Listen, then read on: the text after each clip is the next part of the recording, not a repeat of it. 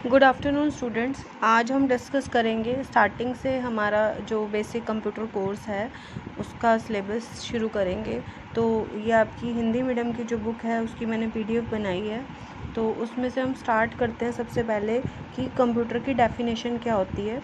सबसे पहले यहाँ इसमें दे रखा है डिजिटल कंप्यूटर क्या कार्य करता है। तो वो कार्य लिखने से पहले हम क्या लिखेंगे, इसकी डेफिनेशन लिखेंगे कि कंप्यूटर की परिभाषा क्या है या इसकी डेफिनेशन क्या है कि कंप्यूटर एक ऐसा इलेक्ट्रॉनिक डाटा प्रोसेसिंग उपकरण है जो कि अपने आप सूचना और निर्देश को ग्रहण करता है, उन्हें विश्लेषित करता है, विश्लेषित परिणामों की रिपोर्ट की तरह दिखाता है। मतलब कंप्यूटर एक ऐसी इलेक्ट्रॉनिक डिवाइस है जो डाटा को इनपुट के रूप में लेती है, उसे अपनी मेमोरी में स्टोर करती है, उसकी प्रोसेसिंग करती है और हमें आउटपुट के रूप में सूचना प्रदान करती है।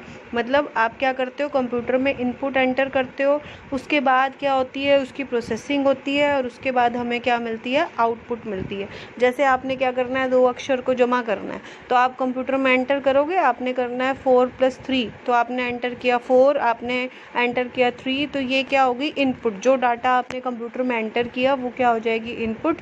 उसके बाद क्या होगा, वो डाटा कंप्यूटर की मेमोरी में स्टोर हो जाएगा और उसके बाद क्या होगी, प्रोसेसिंग में क्या होगा, वो फंक्शन, वो काम जो आप कंप्यूटर से कराना चाहते हो। जैसे आपने किया 4 + 3, मतलब आप एडिशन कराना चाहते हो, उसका आंसर क्या आ गया, 7, तो 7 क्या हो जाएगी आपकी आउटपुट। तो 5 मुख्य कार्य जो कंप्यूटर परफॉर्म करता है वो कौन से हैं कि डाटा को इनपुट के रूप में लेता है। जो भी आप डाटा कंप्यूटर में एंटर करोगे उसके लिए क्या होगी, वो इनपुट होगी। तो पहला काम क्या करता है, इनपुटिंग करता है। दूसरा क्या करता है, संचय करना, मतलब स्टोरिंग करना। जो भी डाटा आप कंप्यूटर में एंटर करोगे वो कहाँ जाके स्टोर होगा, उसकी मेमोरी में जाके स्टोर होगा।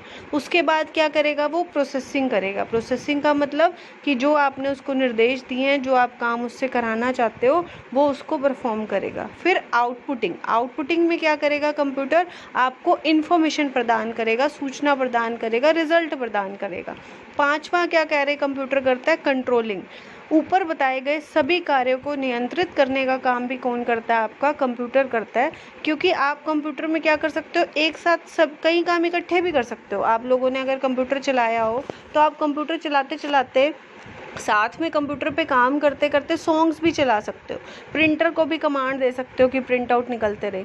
तो इस तरह से इन सारे कार्यों को कंट्रोल करने का काम भी कौन करता है, आपका सीपीयू या आपका कंप्यूटर करता है। तो कंप्यूटर क्या हो गया, एक ऐसी इनपुट डिवाइस है जो डाटा को इनपुट के रूप में लेती है, उसको अपनी मेमोरी में स्टोर करती है, उसकी प्रोसेसिंग करती है और हमें आउटपुट के रूप में सूचना प्रदान करती है। या आप ये डेफिनेशन भी लिख सकते हो जो यहाँ पे मेंशन की हुई है। उसके बाद आप बता दोगे कि डाटा और इन्फॉर्मेशन में अंतर क्या होता है। जैसे अभी हमने कंप्यूटर के बारे में डिस्कस किया कि ऐसी मशीन है जो डाटा को इनपुट के रूप में लेती है और फिर हमें क्या प्रदान करती है, इन्फॉर्मेशन या सूचना प्रदान करती है। तो डाटा और इन्फॉर्मेशन में अंतर क्या होता है, डाटा क्या है, डाटा रो, तथ्य तथा आंकड़े हैं। सूचना क्या है, डाटा की प्रोसेस्ड फॉर्म है। डाटा जो है एक ऐसे आंकड़े हैं जिनसे कोई मीनिंग स्पेसिफाई नहीं होता, जिनसे कोई अर्थ नहीं निकलता। और इन्फॉर्मेशन क्या होती है, डाटा की प्रोसेसिंग करने के बाद हमें क्या मिलती है, इन्फॉर्मेशन मिलती है। डाटा निर्णय लेने में मदद नहीं करते, सूचना निर्णय लेने में मदद करती है। डाटा को विभाजित नहीं किया जा सकता, सूचना को विभाजित किया जा सकता है। अब इसका एक एग्जांपल बताती हूँ कि जैसे बीकॉम की परीक्षा में अनु के पेपर में पहले पेपर में आए 45 मार्क्स, पेपर 2 में आए 50, पेपर 3 में आए 55 मार्क्स। तो ये सारा क्या है, डाटा है। अगर आप लोग एडमिशन लेने जाते हो तो आप ये नहीं बताओगे कि मेरे इंग्लिश में 50 नंबर थे, हिंदी में 60 नंबर थे, मैथ्स में 70 नंबर थे। इस डाटा से आपको एडमिशन नहीं मिलेगा, ठीक है। आप जाके क्या बताओगे कि मैं 70% मार्क्स से फर्स्ट डिवीज़न में बीए में पास, 12th में पास हुआ हूँ, तभी आपको बीए में एडमिशन मिलेगा।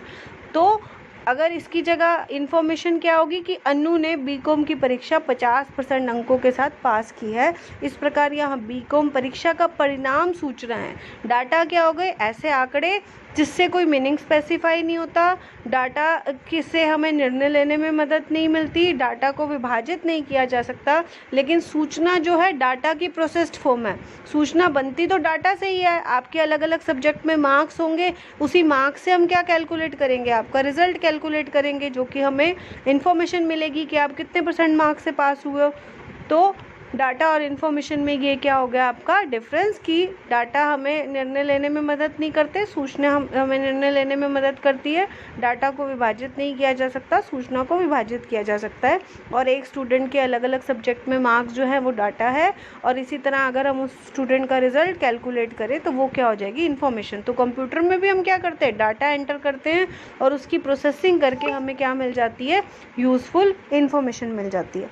उसके बाद कंप्यूटर को डाटा प्रोसेसर किस लिए कहा जाता है, क्योंकि कंप्यूटर का यूज़ करके हम क्या करते हैं, डाटा को प्रोसेस करते हैं। इसके बारे में हम आगे डिस्कस करेंगे कि कंप्यूटर के कंपोनेंट्स कौन से होते हैं।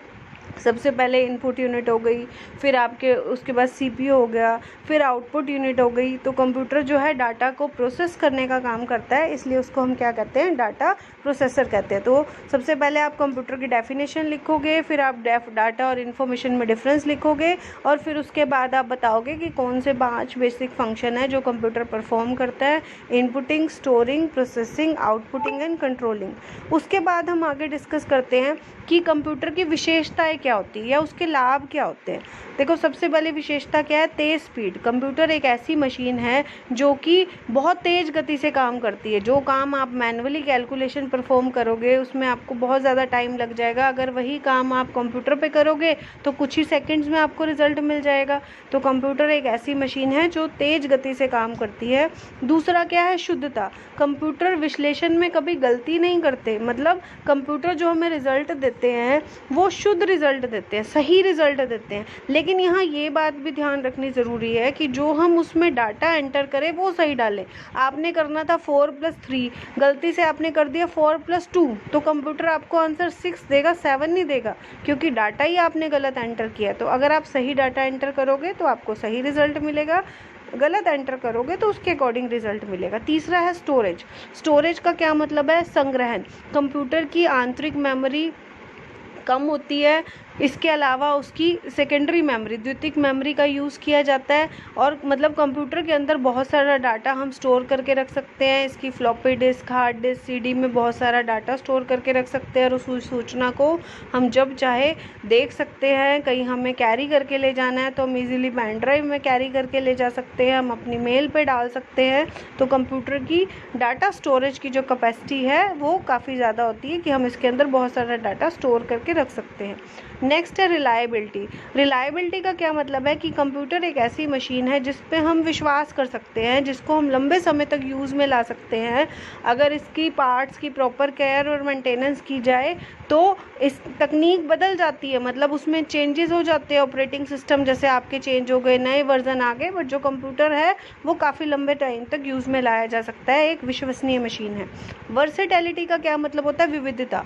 मतलब कंप्यूटर का यूज़ करते हुए आप विविध कार्य कर सकते हो, अनेक प्रकार के कार्य कर सकते हो। कंप्यूटर का यूज़ कर सकते हो आप गेम्स खेलने में, कंप्यूटर का यूज़ कर सकते हो आप ईमेल भेजने में, कम्युनिकेशन करने में, उसका यूज़ कर सकते हो आप अपना कोई ऑफिशियल काम करने में। मतलब एक सेम कंप्यूटर का यूज़ आप कर सकते हो एंटरटेनमेंट पर्पज़ के लिए भी, ऑफिशियल पर्पज़ के लिए भी, कम्युनिकेटिंग पर्पज़ के लिए भी।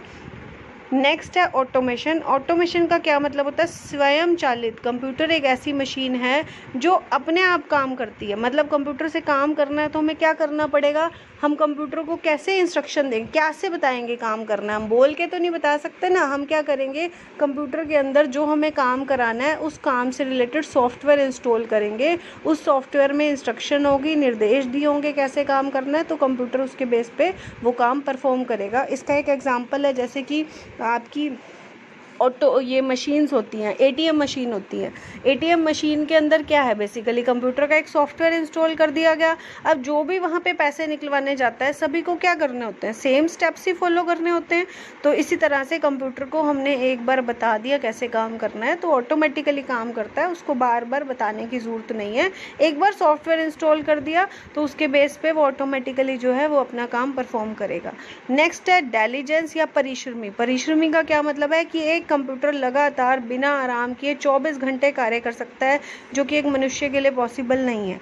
मतलब आप कंप्यूटर देखो, सुबह से लेके रात तक मल्टीनेशनल कंपनीज में चलते रहते हैं, दिन रात उनमें काम करते हैं, लेकिन सेम स्पीड से, सेम एफिशिएंसी से काम होता है। ऐसा नहीं कि मॉर्निंग में तो तेज़ चल रहा था और नाइट में आके डाउन हो गया। तो कंप्यूटर जो है लगातार लंबे समय तक काम कर सकते हैं, 24 घंटे बिना थके, बिना आराम किए।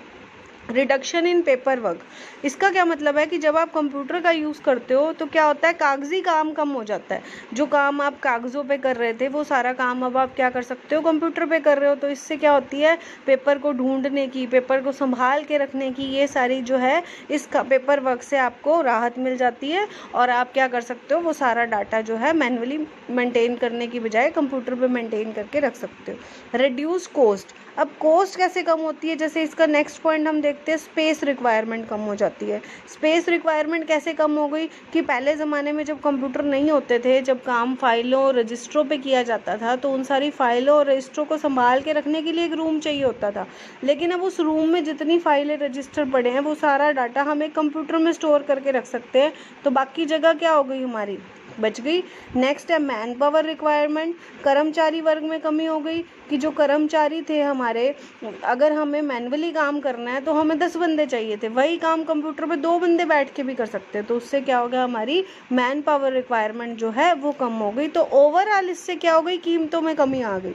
मतलब कंप्यूटर को एक बार इंस्टॉल करने के तो पैसे लगेंगे, लेकिन क्योंकि पेपर वर्क कम हो गया, स्पेस रिक्वायरमेंट कम हो गई, मैन पावर रिक्वायरमेंट कम हो गई, तो इससे क्या होगी, ओवरऑल जो कॉस्ट है वो कम हो जाएगी। तो ये थी कंप्यूटर की विशेषताएं।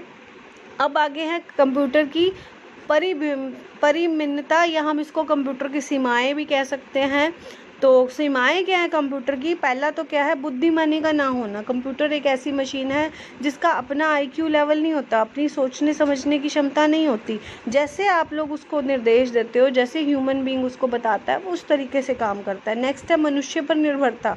कंप्यूटर एक ऐसी मशीन है जो पूरी तरह से किस पर निर्भर करती है, मनुष्य पर निर्भर करती है, क्योंकि कंप्यूटर को क्रिएट करने वाला भी तो एक मनुष्य है। चाहे रोबोट्स बन जाए, लेकिन रोबोट्स को क्रिएट किसने किया, ह्यूमन बीइंग ने क्रिएट किया। तो ह्यूमन बीइंग जो उसमें इंफॉर्मेशन डालेगा, जैसा उसमें सॉफ्टवेयर इंस्टॉल करेगा, वो उसके अकॉर्डिंग काम करेगा।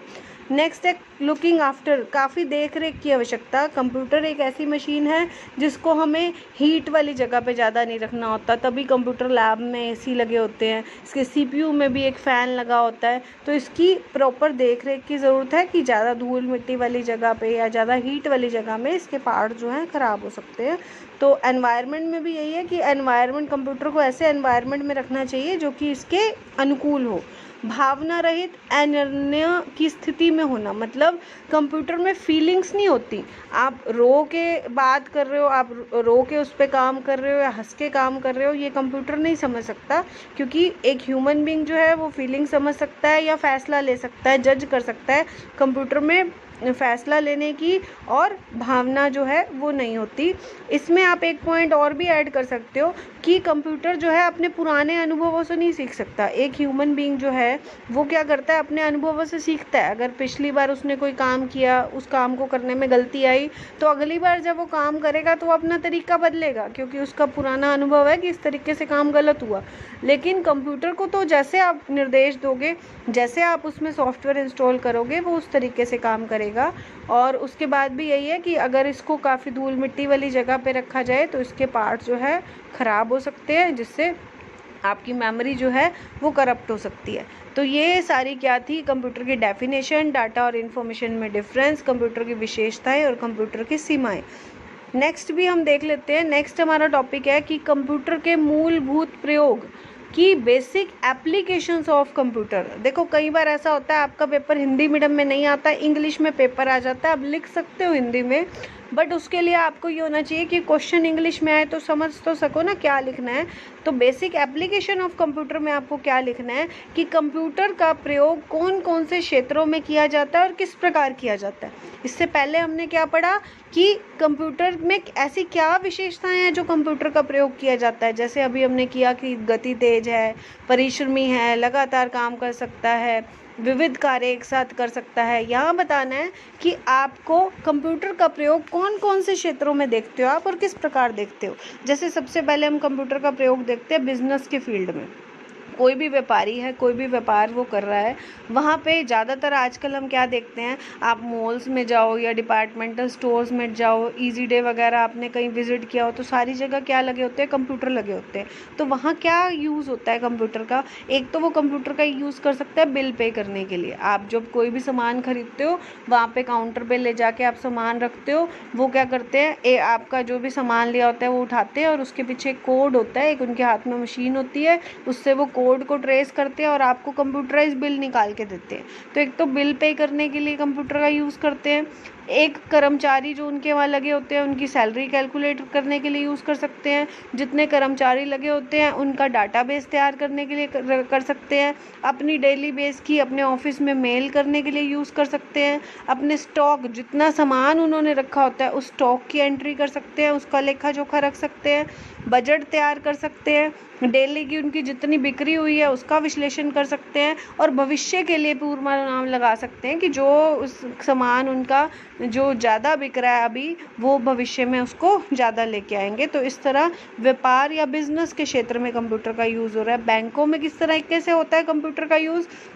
बैंकों के क्षेत्र में भी कंप्यूटर का यूज़ हो रहा है, सारे काम ही बैंकों में कंप्यूटराइज होते हैं। आपने ऑनलाइन कोई अकाउंट खुलवाना हो, आपने कैश डिपॉजिट कराना हो या कोई भी आपने बैंक में काम कराना है, वो सारा किसके द्वारा होता है, कंप्यूटराइज होता है। एटीएम मशीन जो भी मैंने पहले आपको बताई, वो कंप्यूटर के फील्ड में सबसे बेस्ट एग्जांपल है। एटीएम मशीन जो है वो क्या है, एक कंप्यूटराइज मशीन है जिसका यूज़ करके आप क्या कर सकते हो, ऑनलाइन जो है आप पैसे निकलवा सकते हो। तो एटीएम मशीन आप बता सकते हो बैंकिंग फील्ड में कंप्यूटर के यूज़ का सबसे बेस्ट एग्जांपल है। उसके अलावा आपको ऑनलाइन ट्रांजैक्शन की फैसिलिटी भी मिलती है, जिसमें आप ऑनलाइन बैंकिंग का यूज़ करते हुए क्या कर सकते हो, आजकल घर बैठे अपने अकाउंट में से पैसे किसी दूसरे के अकाउंट में जमा करा सकते हो या कोई दूसरा पर्सन आपके अकाउंट में जमा करा सकता है। ठीक है, जो भी आपकी बैंकिंग ट्रांजैक्शन है वो आप ऑनलाइन ही चेक कर सकते हो। तो ये सारा क्या है, कंप्यूटर का यूज़ करते ही कर पा रहे हो। और जो आपकी विदेशी करेंसी हैं उनका क्या रेट चल रहा है, उनका विदेशी जो करेंसी है उनका क्या प्राइस है, उसको भी आप ऑनलाइन चेक कर सकते हो। उसके बाद है insurance and stock market. Insurance की पॉलिसी अगर आपने कोई ले रखी है तो आपने जो हर महीने उसकी भरनी होती है वो आप भर सकते हो, ऑनलाइन ही पे कर सकते हो। इसके अलावा स्टॉक मार्केट, अगर किसी ने जो इंश्योरेंस पॉलिसी की जो किस्त की अदायगी करनी होती है वो आप ऑनलाइन कर सकते हो। ऑनलाइन ही आपको पता चल जाएगा कि आपकी पॉलिसी कब मैच्योर होगी। इसी तरह अगर कोई स्टॉक मार्केट में इन्वेस्ट कर रहा है तो स्टॉक में आपको पता है जो शेयर्स के रेट होते हैं वो एकदम से बढ़ जाते हैं या कम हो जाते हैं। तो जो स्टॉक मार्केट में इन्वेस्ट करने में इंटरेस्टेड है वो ऑनलाइन उसको परचेज़ कर सकते हैं या सेल कर सकते हैं। एजुकेशन एंड ट्रेनिंग में किस तरह हो रहा है कंप्यूटर का यूज़, अब ये क्वेश्चन या तो इकट्ठा आ सकता है कि कंप्यूटर के मूलभूत प्रयोग बताओ, या अलग से भी आ सकता है कि शिक्षा और प्रशिक्षण में कंप्यूटर का क्या यूज़ है। तो देखो सबसे ज़्यादा यूज़ तो हमें इस टाइम लग रहा है, ऑनलाइन एजुकेशन मिल रही है आप लोगों को। जब कॉलेज बंद हैं, आप लोग कॉलेज नहीं आ सकते, तो आप क्या कर रहे हो, ऑनलाइन अपने घर बैठे ही एजुकेशन ले रहे हो। तो इसको हम क्या बोलेंगे, कंप्यूटर बेस्ड एजुकेशन, जिसका यूज़ करके आप क्या कर सकते हो, ऑनलाइन एजुकेशन ले सकते हो। आपके एडमिशन्स हुए थे ऑनलाइन हुए थे, आप अपना रिज़ल्ट ऑनलाइन देख सकते हो। आपको किसी भी टॉपिक से रिलेटेड कुछ भी सर्च करना है, कोई असाइनमेंट मिली है वो अपना सर्च कर सकते हो। इसी तरह से ट्रेनिंग के लिए अगर किसी को ट्रेनिंग लेनी है, जैसे मान लो किसी को एरोप्लेन चलाने की ट्रेनिंग लेनी है या कार चलानी सीखनी है, तो उसके लिए भी किसका यूज़ किया जाता है, कंप्यूटराइज मशीनों का यूज़ किया जाता है। पहले साइमुलेटर पे ऐसी मशीनें होती हैं जो कि रियल फीलिंग देती हैं, उस पर आपको सिखाया जाता है जिसमें आपको बेसिक स्टेप्स क्लियर हो जाएं। उसके बाद आपको कार चलाने के लिए कार पे बिठाया जाता है, अगर आपने एरोप्लेन चलाना सीखना है तो उसमें आपको ट्रेनिंग दी जाती है। तो इस तरह शिक्षा और प्रशिक्षण के क्षेत्र में भी किसका यूज़ हो रहा है, कंप्यूटर का यूज़ हो रहा है। मार्केटिंग में किस तरह हो रहा है, आप अपने घर बैठे एट होम शॉपिंग कर सकते हो, आप टेली मार्केटिंग के द्वारा शॉपिंग कर सकते हो। एट होम शॉपिंग का क्या मतलब है कि आप ऑनलाइन सर्च कर लो कि आपको कौन सा प्रोडक्ट ख़रीदना है, आप उसके बाद मार्केट से भी चेक कर सकते हो कि उसका क्या प्राइस मिल रहा है। कई बार ऑनलाइन आपको फेस्टिवल पे ऑफ़र्स मिल जाती हैं, फिर आप क्रेडिट कार्ड डेबिट कार्ड से पेमेंट कर सकते हो या कैश ऑन डिलीवरी कर सकते हो। तो इस तरह मार्केटिंग के फील्ड में, एडवर्टाइजमेंट के फील्ड में जो जो एड्स वगैरह आप देखते हो, आप यूज़ करते हो, पहले एड्स आने लग जाती है, आप अपना मेल आईडी खोलते हो तो ऊपर एड्स आने लग जाती है। तो इस तरह एडवर्टाइजमेंट के फील्ड में भी कंप्यूटर का यूज़ हो रहा है। अपने प्रोडक्ट को लॉन्च करने के लिए हर कोई कंप्यूटराइज मशीनों पे उसकी ऐड देने लग जाता है। Medicine and health care, medicine और हेल्थ केयर के फील्ड में कंप्यूटर का क्या यूज़ है कि आप कोई भी टेस्ट कराते हो, अल्ट्रासाउंड है, एक्सरे है, सीटी स्कैन है, एमआरआई है, सबकी रिपोर्ट क्या आती है, कंप्यूटराइज रिपोर्ट तैयार करके आपको मिलती है। इवन ब्लड टेस्ट की रिपोर्ट भी आपको कंप्यूटराइज मिलती है। इसके अलावा आजकल क्या है, पेशेंट जो है ऑनलाइन ही डॉक्टर से अपॉइंटमेंट ले सकता है। और फार्मास्यूटिकल कंपनी जो दवाइयाँ बनाती हैं वो अपनी दवाइयों में ये पता लगाने के लिए कि कोई हार्मफुल केमिकल तो नहीं है जिसका साल्ट किसी के लिए नुकसानदायक हो, उसके लिए भी क्या करते हैं, कंप्यूटराइज मशीनों का यूज़ करते हैं। डिज़ाइन एंड मैन्युफैक्चरिंग के फील्ड में कंप्यूटर का यूज़ किस तरीके से हो रहा है कि जो बड़ी बड़ी बिल्डिंगें बनाई जा रही हैं, नक्शे बनाए जा रहे हैं, उनका डिज़ाइन तैयार करने के लिए उनके में कितना, उसको बनाने में कितना मैन पावर लगेगी, कितना हमें इन्वेस्टमेंट चाहिए, कितनी लेबर चाहिए, उन सब का डाटाबेस मेंटेन करने के लिए भी किसका यूज़ करते हैं, कंप्यूटराइज मशीनों का यूज़ करते हैं। मिलिट्री वाले कंप्यूटर का यूज़ करते हैं कि जो मिसाइल्स छोड़े जाते हैं, रॉकेट्स छोड़े जाते हैं, स्मार्ट वेपन्स होते हैं, उसको क्रिएट करने के लिए भी कंप्यूटर्स का यूज़ किया जाता है। सबसे ज़्यादा कंप्यूटर का यूज़ होता है संचार के साधनों के रूप में, कंप्यूटर इन कम्युनिकेशन। कम्युनिकेशन का मतलब क्या है कि अपने बात, अपनी विचार दूसरों तक पहुंचाना। तो किस तरीके से कंप्यूटर के माध्यम से आप अपने विचार दूसरों तक पहुंचा सकते हो, आप ईमेल भेज सकते हो जिसको आपने मेल भेजनी है। ईमेल का क्या मतलब होता है, इलेक्ट्रॉनिक मेल। ईमेल के लेक्चर्स जो हैं वो भी मैं आप लोगों को साथ साथ वीडियो लेक्चर्स भेज रही हूँ, प्रैक्टिकली उसमें करके भी दिखाया हुआ है। तो ईमेल का क्या मतलब होता है, इलेक्ट्रॉनिक मेल। जब आप अपना कोई मैसेज किसी को कंप्यूटर के माध्यम से या फ़ोन के माध्यम से या लैपटॉप के माध्यम से किसी भी इलेक्ट्रॉनिक मोड से भेज रहे हो तो उसको हम क्या कहेंगे, इलेक्ट्रॉनिक मेल। वीडियो कॉन्फ्रेंसिंग में आप एक दूसरे को देख के भी बात कर सकते हो या आप चैटिंग भी कर सकते हो। तो इस तरह कंप्यूटर का यूज़ किस में किया जा रहा है, कम्युनिकेशन में। आप यहाँ पे मेंशन कर सकते हो कि कंप्यूटर का यूज़ किया जा रहा है एंटरटेनमेंट के फील्ड में। एंटरटेनमेंट में आप क्या कर सकते हो, online songs, online movies download कर सकते हो। तो इस तरीके से ऑनलाइन गेम्स डाउनलोड कर सकते हो। तो इस तरह एंटरटेनमेंट के फील्ड में कंप्यूटर का यूज़ कर सकते हो। नेक्स्ट है computer for use of government application. सरकारी कार्यों में किस तरह होता है कंप्यूटर का यूज़, गवर्नमेंट जो है अपनी एप्लीकेशन में किस तरीके से यूज़ कर रही है कंप्यूटर का। तो जैसे कि आपके पैन कार्ड बनाए जाते हैं, आपके आधार कार्ड बनाए जाते हैं, अभी फैमिली आईडी बन रही थी, वोटर आईडी कार्ड्स बनाए जाते हैं, ये सारे कंप्यूटराइज बनाए जाते हैं और ये गवर्नमेंट की एप्लीकेशंस हैं। इसी तरह मौसम की जानकारी का पूर्वानुमान लगाने के लिए और मेल फीमेल रेशियो कैलकुलेट करने के लिए, स्पोर्ट्स में या लॉ के फील्ड में, इन सभी फील्ड में जो भी गवर्नमेंट के फील्ड्स हैं उन सभी में भी किसका यूज़ किया जा रहा है, कंप्यूटर का यूज़ किया जा रहा है। इसके अलावा भी कोई और फील्ड आपको देखो, आजकल कोई ऐसा फील्ड नहीं है जो बिना कंप्यूटर के काम कर रहा हो, सारी जगह कंप्यूटराइज हो गया है सारा काम। तो इस तरह एग्रीकल्चर के फील्ड में भी कंप्यूटर्स का यूज़ हो रहा है, पब्लिकेशन में भी हो रहा है, जो न्यूज़पेपर पब्लिश किए जाते हैं। तो आप और जो भी फील्ड्स आपको लगते हैं जहाँ जहाँ आप कंप्यूटर का यूज़ देख रहे हो वो आप इसमें मेंशन कर सकते हो। तो एक बार प्लीज़ आप लोग ये रिवाइज़ कर लेना जो हमने टॉपिक किए हैं। Thank you so much.